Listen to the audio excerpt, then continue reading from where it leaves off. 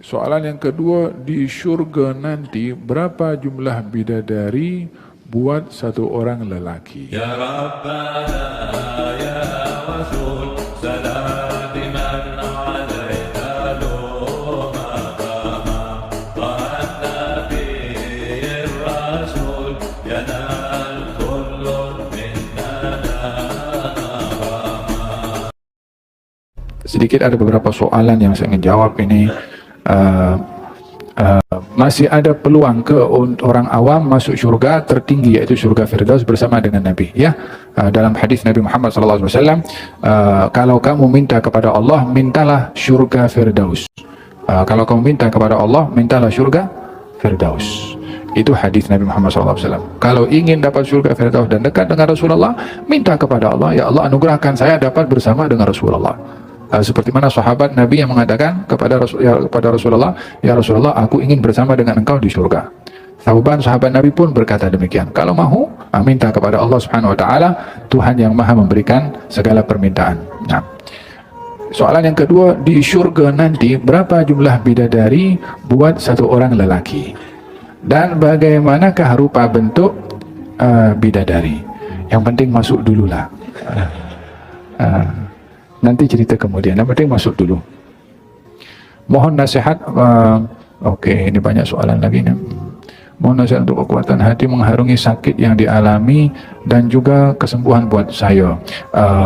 Nah, sentiasa mempunyai harapan terhadap permasalahan yang kita hadapi, sakit atau yang lainnya. Jangan sekali-kali mengurangkan luasnya harapan dengan melihat susahnya kehidupan atau sakit yang dialaminya. Besarkan harapan, sakit akan berkurang. Semua kembali kepada kita punya perasaan ketika menyikapi sakit itu sendiri. Kadang-kadang sakitnya biasa, tapi karena dia putus asa atau putus harapan, sakitnya makin sukar. Bukan karena sakitnya, tapi perasaannya yang bikin dia sukar. Sakit mungkin berat, tapi kalau orang itu besar harapannya, yang berat pun jadi ringan. Paham tuh?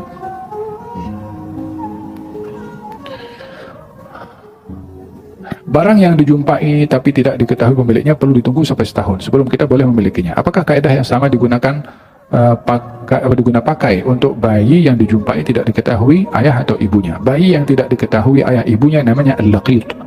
Al-laqit. Ada kemiripan dengan barang yang dijumpai walaupun tidak sama 100%.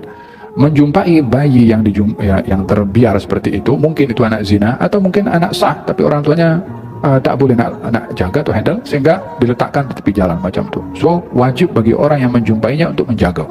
Sebab ini manusia. Sebab ini manusia.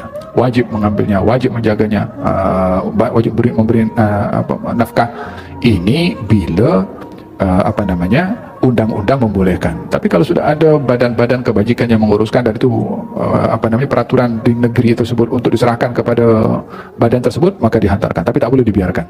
Karena apa-apa jadi akan menyebabkan hilangnya nyawa bayi tersebut. Dia yang menjumpai dan membiarkannya akan berdosa dalam hal ini karena membiarkan. Nah,